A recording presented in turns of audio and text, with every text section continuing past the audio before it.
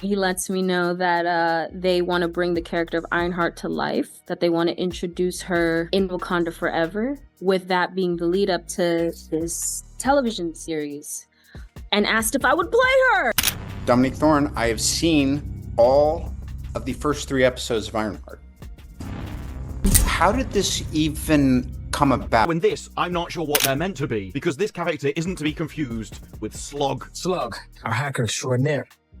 Who is also the exact opposite in the same show. I'm really confused. Ironheart is practically unwatchable. Toot toot, Jerry laughs. Yes, there is an alphabet character.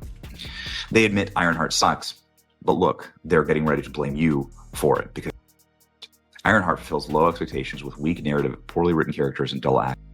There is also way too much focus on the LGBTQ community by the fandom in a negative manner, and it just needs to go away, I think, for a healthy story to grow, and for Riri to really share her limelight with... It deserves your attention. Ironheart deserves your attention. That's how I knew. I was like, oh, they are desperate to get people to watch this show. After I did my reaction, I kept getting... Hey, it wasn't that bad. I just watched it. Hey, I just watched the first 3 episodes. It wasn't that... The Avengers spent more than a decade saving the world on screen. But what if I told you their biggest battle wasn't against Thanos, Kang, or Ultron? What if the real enemy was the very studio that made them household names? Marvel itself. For years, Marvel was untouchable, a cinematic empire built on larger-than-life heroes and stories that defined an entire generation. But behind the scenes, the cracks were already forming, and the silence of its greatest stars has now exposed a truth too big to ignore. Robert Downey Jr., Scarlett Johansson, Chris Evans, Jeremy Renner, Chris Hemsworth, the names that carried Marvel to global domination, are no longer standing proudly by the studio's side. Their absence isn't a scheduling conflict. It isn't coincidence. It's a statement, a quiet rebellion against a company that once seemed unstoppable, and it all started with one project meant to carry the MCU into the future. That project was Ironheart, the series that Marvel promised would define the next era of superheroes. Instead, it became the symbol of everything that had gone wrong. Questionable creative choices, fractured storytelling, and fans who felt more betrayed than inspired. It was supposed to unite audiences. Instead, it divided them. And it lit a fuse that has been burning ever since. Yeah, and it's like the real Tony Stark gets like back somehow, and there's like a moment where she's flying through and he's like, who's that? And she's like, I'm Ironheart, Mr. Stark. and he's like, I like that girl. And then he like goes to do something else. Like that would be like the level of something that I think would possibly happen. Was a massive disappointment in the ratings for them, certainly. We do know, when you go and you look at through these charts, the first couple days it was out, because we have 3 days of Ironheart in these numbers, just like we had 3 days of Daredevil in these numbers. And Daredevil in those first 3 days had over 300 million minutes watched. So, and that was with less possible runtime than something like Ironheart. Yet we know that it hasn't matched that. Natalie AI thing seems utterly preposterous and ridiculous, and even for an MCU show, I'm finding it to be a little bit of a bridge too far to go. The heist crew, all lame. Every single one of them, all lame. Now the question is unavoidable. If the Avengers themselves no longer believe in Marvel, why should anyone else? This isn't just about one failed series. This is about the silent rebellion of the very actors who built the MCU and the slow-motion collapse of the most powerful movie empire in history. It all began in 2020, during the uncertain days of the pandemic. While the world slowed to a crawl, Marvel quietly prepared what it believed would be its boldest new chapter: the introduction of Ironheart. A young rising actress, Dominique Thorne, received a phone call that would change her life. She was told she would step into the shoes of Riri Williams, a prodigy who would inherit Tony Stark's legacy. On paper, it sounded like destiny. In reality, it was the start of Marvel's unraveling. Marvel didn't frame Ironheart as a side character. They didn't sell her as one of many new additions to the expanding universe. They framed her as the replacement, the torchbearer of the empire built by Robert Downey Jr.'s Iron Man. From the very first press release, it wasn't just about another hero. It was about the hero meant to carry the weight of the MCU into its next era. Expectations weren't high. They were astronomical. Even Robert Downey Jr. himself was pulled in to reassure fans. In a public message, he praised Thorne's casting, but his tone wasn't as confident as Marvel wanted it to be. Half joking, half worried, he questioned whether Marvel was swapping out icons for weaker substitutes. Fans picked up on that subtle hesitation. The man who embodied Iron Man sensed the danger of trying to replace what couldn't be replaced. Looking back, his words feel prophetic. The truth was simple. Marvel believed it could bottle lightning twice, but when Ironheart finally stepped into the spotlight, audiences weren't convinced. And the seeds of doubt that Robert Downey Jr. had hinted at began to grow into something much darker. To really reckon with what that means for the life that she wants to lead. It's very short-lived. It's brushed over really quickly, and she kind of reverts back to her old self. But one thing is for certain about this series is that, old agendas aside, let's be very real about this. There's a lack of character development. The directing, the producing, the writing is just way off. It makes no sense at all, and it's very lackluster. There's no depth to it. Does it defy the haters? Or is it another skippable series? It's always about you, right? It's always about the audience. It's amazing. It doesn't matter if it's the 2024 election or whether it's a Disney streaming product. It's always about like how evil is the actual voters? How evil are the audience? When Ironheart premiered, the cracks were impossible to ignore. Fans expected a bold new vision, a worthy successor to Iron Man's legacy. Instead, they got a show riddled with incoherent writing, hollow arcs, and characters who felt more like placeholders than heroes. What was marketed as the beginning of Marvel's future quickly became the blueprint for its collapse. Riri Williams, meant to be a genius inventor, was written into bizarre contradictions. One moment she was portrayed as a prodigy, the next she couldn't even keep herself afloat. Instead of showing her brilliance lift her into greatness, Marvel's writers had her entangled in criminal schemes, alliances that made no sense, and choices that painted her less as a savior and more as a schemer. Audiences asked the obvious question. If Tony Stark built an empire with a single suit, why can't Riri even pay her rent? Worse still, her morality was muddled. The genius billionaire playboy turned selfless hero was the arc that made Tony Stark iconic. But Riri, she was shown chasing recognition, wealth, and validation. At one point, she abandons a man without remorse. Instead of a hero's journey, critics called it a villain's origin story dressed up as inspiration. That disconnect cut deep online discussions exploded. Some accused Marvel of hiding behind identity politics to excuse weak writing, while others argued Riri was being unfairly judged compared to Tony Stark's flaws. But no matter which side people stood on, one truth was undeniable. Ironheart failed to unite fans. And in Hollywood, failure is dangerous because the backlash never stays contained, it spreads. Marvel had been criticized before. Thor. The Dark World was roasted, the Eternals divided fans, and even Captain Marvel sparked debates. But this was different. This wasn't just another forgettable movie. Ironheart was supposed to be the future.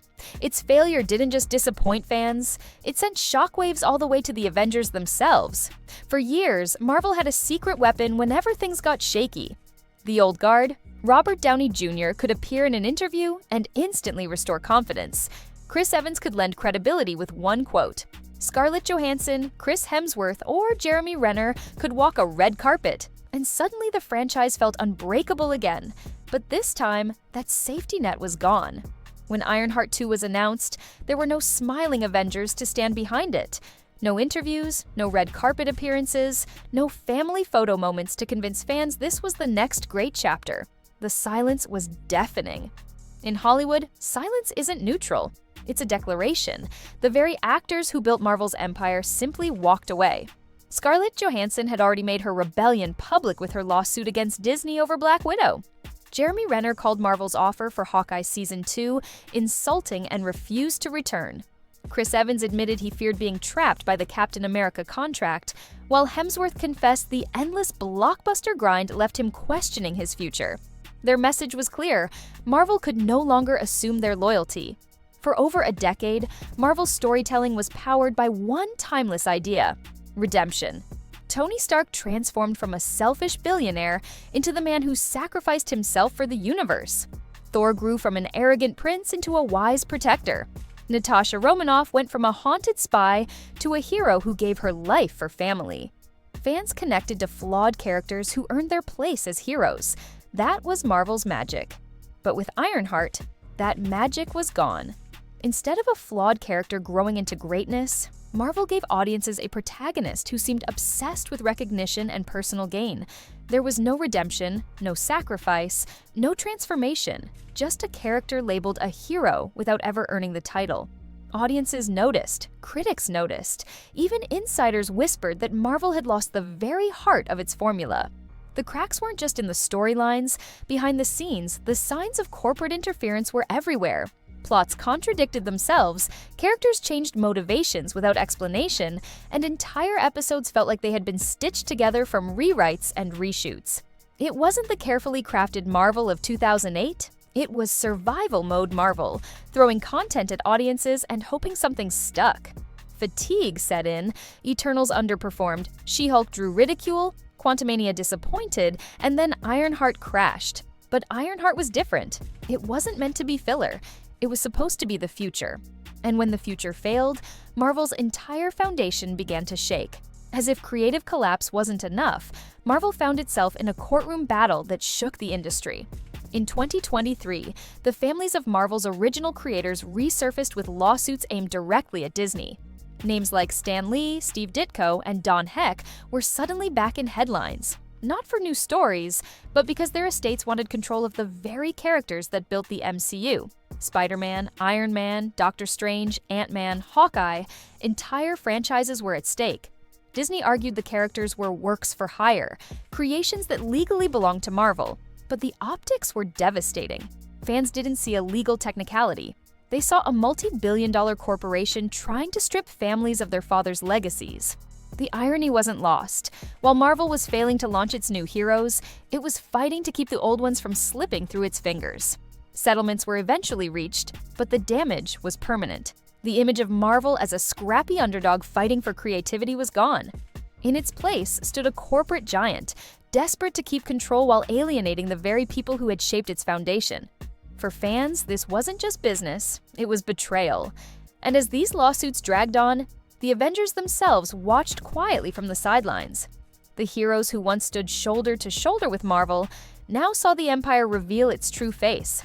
That silence wasn't apathy, it was recognition. They knew Marvel had changed, and not for the better.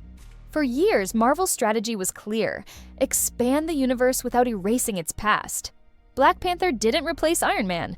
Doctor Strange didn't push out Thor. Each new character added depth without erasing what came before. Fans could embrace them without feeling forced to let go. It was balanced, careful, and it worked. But something shifted. Marvel stopped expanding and started swapping. Tony Stark was gone, replaced by Riri Williams. Steve Rogers retired, replaced by Sam Wilson. Natasha's sacrifice erased by Yelena. Hawkeye passed his bow to Kate Bishop. Even Thor was sidelined to make way for Jane Foster. Suddenly, every legacy hero was being methodically phased out, and the replacements weren't given time to earn trust. This wasn't an organic evolution. It felt like a hostile takeover. Audiences who had invested over a decade into the Avengers felt cornered, as if Marvel was demanding they accept new heroes while forgetting the old ones. Fans weren't opposed to diversity or new faces. They were opposed to being told to abandon the ones they loved without choice. And the actors felt it too. These weren't just roles, they were careers, identities, chapters of their lives. Robert Downey Jr. was Iron Man. Chris Evans was Captain America. Scarlett Johansson finally became a global headliner through Black Widow. To treat them as disposable placeholders wasn't just insulting, it was reckless. The Avengers' silence was not an accident. It was a rebellion. Robert Downey Jr. didn't show up. Scarlett Johansson stayed quiet. Jeremy Renner, recovering from his near-fatal accident, made no effort to re-engage. Chris Evans kept his distance, and Chris Hemsworth, once Marvel's most loyal face, reevaluated his entire career. For years, these stars were Marvel's best marketers. Their interviews, their off-screen chemistry, their public loyalty created the illusion of a real family. Fans didn't just buy tickets to watch superheroes, they bought tickets to see their favorite actors together again. That illusion was Marvel's secret weapon, and it's what made the MCU unstoppable. But now, the bond had fractured. The Avengers didn't need to make speeches or call press conferences. Their absence was the statement. Insiders called it the cultural equivalent of a strike. They weren't endorsing Marvel's future because they didn't believe in it, and the fallout was devastating. Without Downey's blessing, Riri Williams' coronation as Iron Man's heir rang hollow. Without Johansson, the Black Widow legacy felt abandoned. Without Renner, Hemsworth, and Evans, the new generation stood on shaky ground. Fans connected the dots and realized, if the heroes themselves don't trust Marvel, why should anyone else? The rebellion of the Avengers coincided with Disney's wider collapse. Streaming wars gutted profits. Disney Plus bled billions. Theme parks struggled after the pandemic. Shareholders demanded cuts, and those cuts trickled down to Marvel. Smaller budgets, tighter contracts, and increasingly bitter negotiations with talent. Suddenly, the untouchable empire looked fragile. Once, the Marvel logo was enough to guarantee loyalty. Now, it was a hollow stamp on projects no one trusted. Audiences weren't automatically loyal anymore. The Avengers weren't lending their support. And insiders admitted privately that Marvel's magic was gone. The collapse wasn't loud or explosive. It was slow, quiet, almost surgical. Each failure, each absence, each lawsuit carved away at the Empire's invincibility. What began with Ironheart became something much bigger, a cultural shift where Marvel was no longer the underdog champion, but the arrogant giant audiences loved to see stumble. And through it all, the Avengers remained silent. That silence wasn't weakness. It was survival. The actors who once gave their faces, their voices, and their careers to Marvel had finally walked away. And in doing so, they exposed everything. Ironheart was supposed to be Marvel's bold step into the future. Instead, it became the breaking point, the moment fans, critics, and even the Avengers themselves realized the Empire was cracking. It revealed Marvel's arrogance, exposed its broken formula, and triggered the silent rebellion of the very actors who built its empire. Without the Avengers, Marvel was just a logo. Without redemption arcs, it was just content. Without trust, it was just a business transaction. The MCU didn't collapse because of one bad series. It collapsed because its greatest heroes stopped believing in it. The Avengers' final act wasn't a climactic on-screen battle. It wasn't saving the universe from destruction. It was saving themselves from a sinking ship. Their silence became their loudest statement, their absence the most powerful strike. And maybe that's the most shocking twist of all. The Avengers saved the world on screen. But off-screen, their true endgame was walking away from Marvel forever.